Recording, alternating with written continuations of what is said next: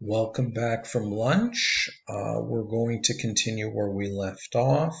If you go to your dashboard by clicking Code Academy in the top left, you'll see all the courses that you're currently registered in. Right now we're registered in Learn How to Code, so I'm going to click on the title of the course. And this morning we went through section 1, programming part 1. So send me a screenshot of this. We're going to continue this afternoon with programming 2 and programming 3. So in programming 2, we looked at functions already, and there is a YouTube video that you can look at. Just contact me if you have any difficulty with functions. It's going to make more sense when we begin coding. Right now we're going to look at control flow.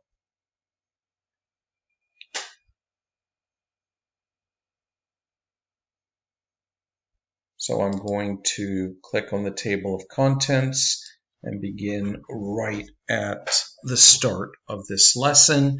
And flow control is just following a series of steps in our program. So for example, the example they're giving here, we need to start, open up a web browser, load in some text, load in some pictures, and then we're done. And it's that simple. It's processing a series of steps. The first example of a flow control is called a conditional. And when we code this, we use if, then, else. So in this example here, you can see that we're going to be looking at a post. If the post is public, we're going to do one thing.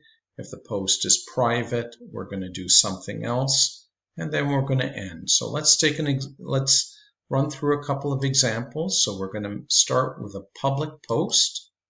So let's do our test. So is this test public or private? Well, it's public.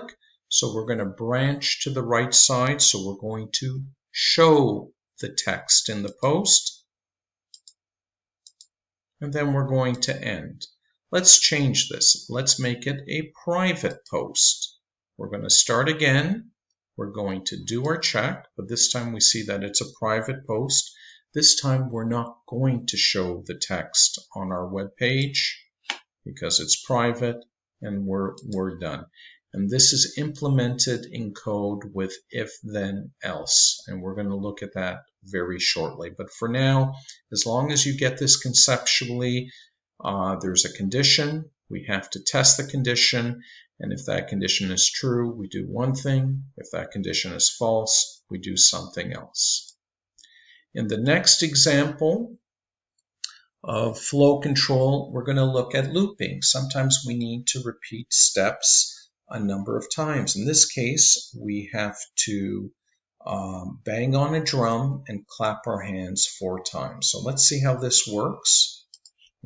Let's start, play the drum, clap your hands, and then do a quick check. Did you do it 4 times? No, you did not.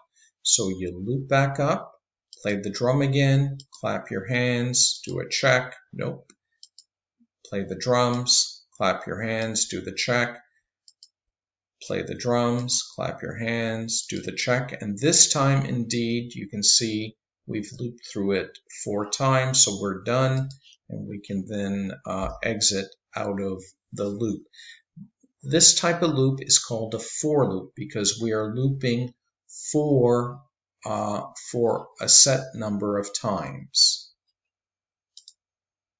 In the next example, we're going to see how we handle exceptions or errors.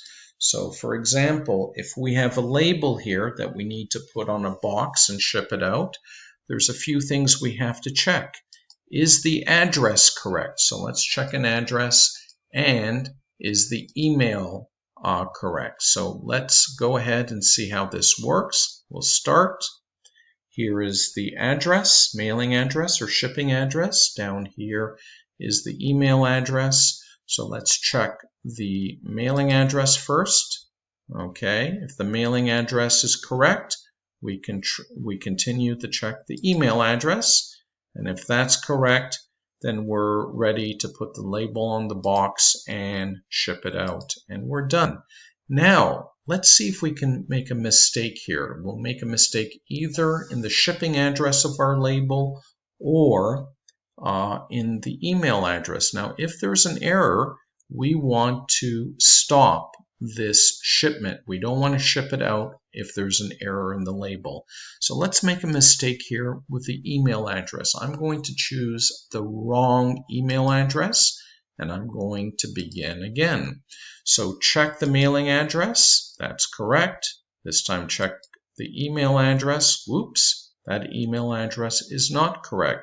So what we do is we branch out. If an error occurs in one of these two steps, then what you want to do is you want to reject this shipment and correct the error before proceeding any further. And that's called error handling. And we're going to look at an example of this in the next slide. So here we have some code.